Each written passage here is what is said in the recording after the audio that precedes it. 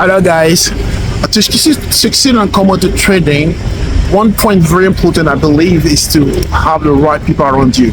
You need to build a strong team around you to be able to succeed, because you can't do everything on your own, you can't be everywhere on your own.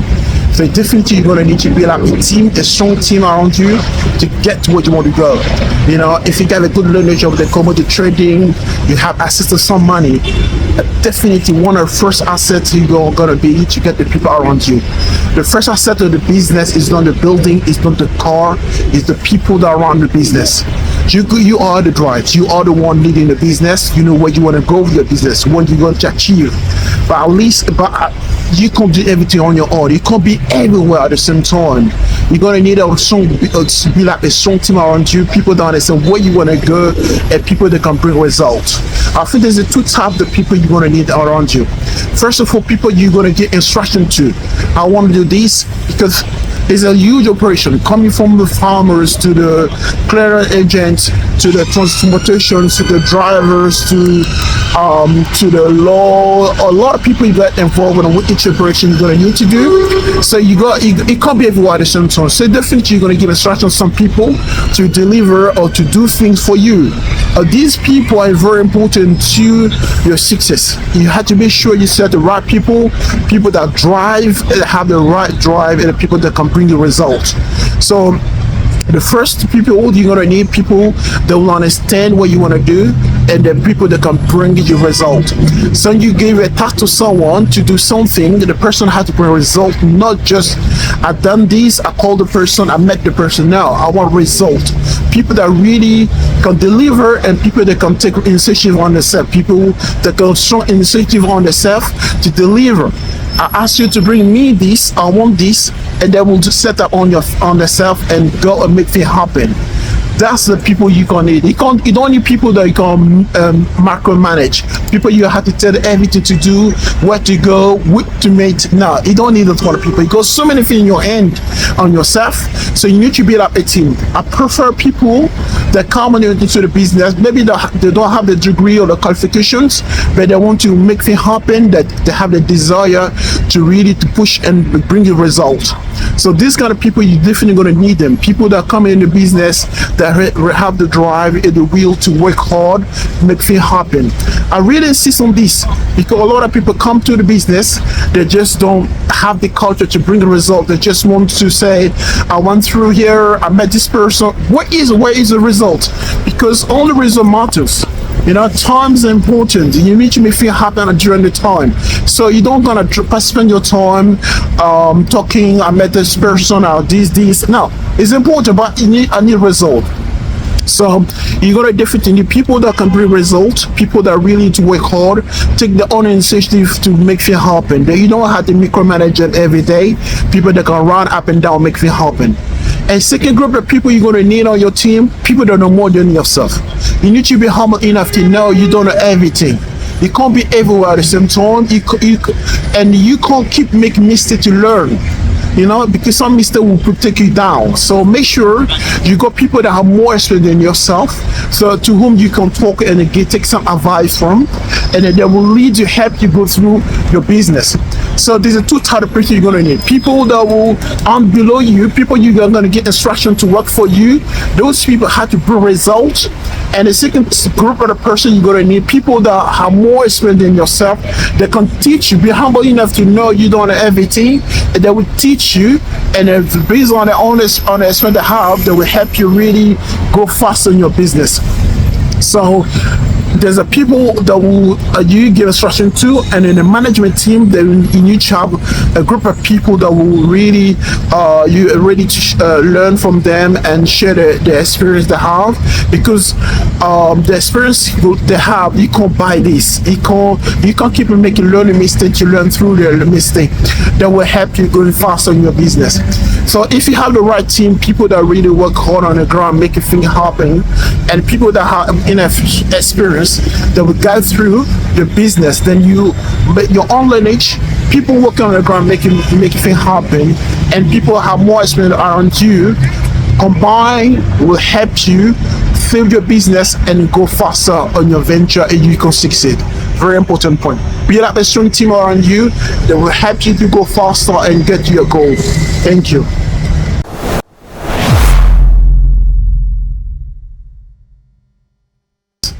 Agri-commodity origin since I mean here we deal with raw commodities. Raw commodities means that the quality drop. Whatever you do, the quality will drop going forward. If you buy the good, you dry them up, but because you shipping them far away. I take for example raw cashew nut. That one I know most. Actually cashew nut, raw cashew nut for some time, so I know very well to do this business. So when you buy the cashew nut, you ship them in containers from West Africa all the way to India or Vietnam. It will take only 40 to 60 days. 40 to 60 days. So during the time, the quality will drop when they get at destinations. So whatever you do, the quality will drop. So the original thing is, by the quality dropping, this will lead to problem at destination. And even things when you buy with the farmers, you know the farmers are be paid by the weight of the the good they're selling you. So they're relenting to dry the good. They're thinking, and if I dry more, I'm losing weight. So they're not willing to dry very much the goods. So like you, because in the market, if you dry to 8%, the quality will stay stable. But the farmers say to himself, if I dry to 8% humidity level, I'm losing money.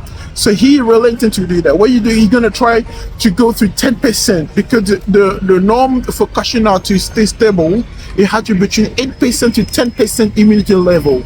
So the farmer will stay at 10%. Even this 10%, it doesn't want to do that. It will be at 10, 20, 10, 25, even sometimes they go to 11% if you're not vigilant. So if the quality is not very dry, the good is not dry very well at the beginning, you deem to have a lot of problem at the end. So the quality will drop if the quality is not very well dry, the good is not dry very well. So you need to be vigilant when you buy. Once you buy it, one thing as well have an impact on the good is about the quality of the bag. If most of farmers in West Africa, they don't have access to jute bags because it costs a bit expensive to them. So what they do, they put in PP, polypropylene bags. The polypropylene bags is not suited for the cashew nut. So when they buy, they harvest their good, they put in fresh PP bags. These bags are good for cashew, and the quality will drop there. So when you come to buy, the quality already start to drop already. So when you buy it, make sure the quality is good, and make sure it's dry properly, and make sure the cashew is in jute bags. And sometimes they don't have it. You have to buy the jute bags. So you buy the goods, the quality already start to be to start to go down already because it was not dry properly or it was not in the right bags. So you buy the goods, you bring to the warehouse, you try as much you can to dry again. You're gonna lose some money because you buy the weights from the farmers. You come again, you have to dry. I advise you to dry your cashew nut. So you by drying, you lose some weight. And then when you put the good on a vessel from West Africa all the way to Vietnam or India, it will take at least 40 to 60 days. And this as well, during the trip as well, the journey, the quality will drop. At least you buy, for example, you buy a correct cashew nut at the beginning of the season out on 48. You know, you dry the mash you can, the best possible you can. You load the good 48. When you get to the destination, it becomes 47 or 46.9 or 46.75. So you lose the money. So your own buyer sign a contract with you at out on 48. But when you get to destination in Vietnam or India, the quality drop. Then you got to leave your client because he's gonna put you a claim about with you 48. Then we get there to 47 or 46.75. So then you start the claim. And this loophole, but on the fact that the original scene of the cashew of the raw commodity maize is impossible to get the quality from the A to B the same. Open a loophole where the buyers in the volatility is on the right direction or going against him. He will try to put a big claim, or he will come to an agreement with the quality, because when you go to get to a destination, you got a quality inspector will do an inspection destination, and they can come to an agreement They say instead of 47, they will say 45 or 44. And there you can lose money. They will come to you and we sign a contract for 48 when the goods will get at destination 44. You got 4 item reduction to do, and then you lose a lot of money. So these original scenes, be aware of that. The good, whatever you're gonna do, they're gonna be a drop in quality, and this drop in quality will lead to some claim at destination, and you could lose a lot of money. So this is the original scene of the cashew nut or the raw commodities.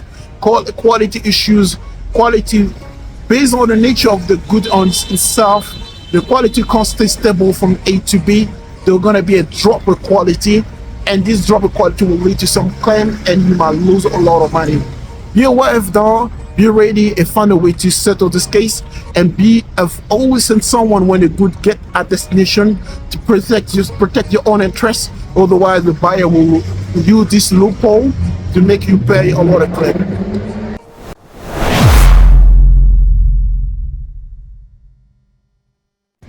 Why many commodity trading firms are closing down? The main issue for me is about payment issues. A lot of commodity firms have invested a lot of money to buy the goods, ship it into Vietnam or India or many destinations, China, and we know the volatilities is a game changer, is a game making or break situations.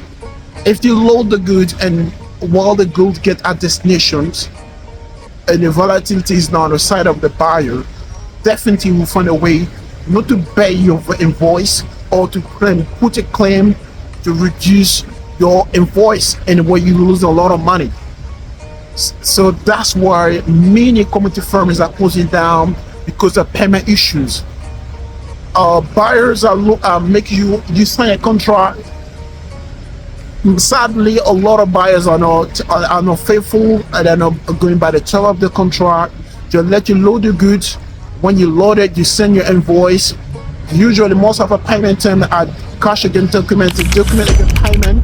You load the good, you do all the paperwork, you send the good bank to bank, you send the document to his bank. Once the good the document at his bank, normally you have to pay in 10 days or 7 days.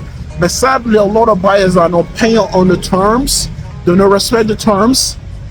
So when the document are at the bank, he doesn't want to pay, he drags on, wait until the vessel arrives at destinations. Sometimes take until 40 days, some 2 months before the vessel arrives at destination. And once the vessel arrives at destination, the buyers are the full control now. You look at the market, if the market is suitable to him, you pay your invoice. If it's not, he will start making some claim. You want to start asking, oh, the market is no good, I want some discount to your invoice. And what usually you got 10 days damage or detention at the port. You will really drag on the payment until at the last day of the damage or detention at the port. You have no more options. You're waiting for so long. You're against the wall, so you have nothing to do. Then you have no more choice. So you accept his conditions. You make the payments. It does a huge discount. And once you have the goods to his warehouse, he will bring someone to do another quality inspections, and then you come back again with the one claim telling you that the good is no good. You want another claim, and you'll lose all your money. So buyers, if you I'm telling to the sellers, make sure your invoice have been paid since the beginning, because I'm telling you, we live in the world of sharks. It's a shark world where everybody try to take advantage of each other. What your strengths is when you need the good. So before the vessel leave your country, make sure your invoice is settled fully. That's the only for you to stay in the game longer. If you go by the term of the contract or to the document against payment, you're gonna load the vessel, send the document to his bank, you're gonna be trapped, and then you're gonna lose a lot of money. I think even banks are now related to finance a lot of commodity trading business because of the payment issues. So don't be careful. Make sure you pay since the beginning. Try to get the most you can in your invoice since the loading port. and you settle your business, save your business. Otherwise, you're gonna have a cash flow issues, where you have no more choice. You run out of cash. Your bills coming from everywhere. You have no money left because you're waiting for your buyer to pay your invoice, and you're gonna be dragging a lot of problems. Make sure you get paid as soon as possible since the loading port. Then when you secure your money, then you can stay afloat. Otherwise, you're gonna have a lot of problem at destination. Don't rely on buyers to be paid after. Get paid since the beginning, then you can save your business and stay afloat. That's one of the reasons why many businesses are going bust, because the buyers are not paying correctly their invoice. So be careful of that and get settled as soon as possible.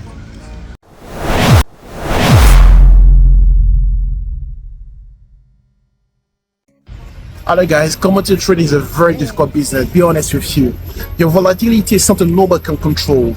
It's go up and down. It go against you or for you when this game becomes the volatility. So I won't advise anyone to put all these eggs on the basket on the commodity trading business. You need to find a way to protect yourself, because if you don't have this the plan B, you might lose a lot of money. So I would really advise anyone on this game. There's a lot of money to make, a lot of money to lose. So when you get involved in commodity trading, learn your craft, have a great team also around you.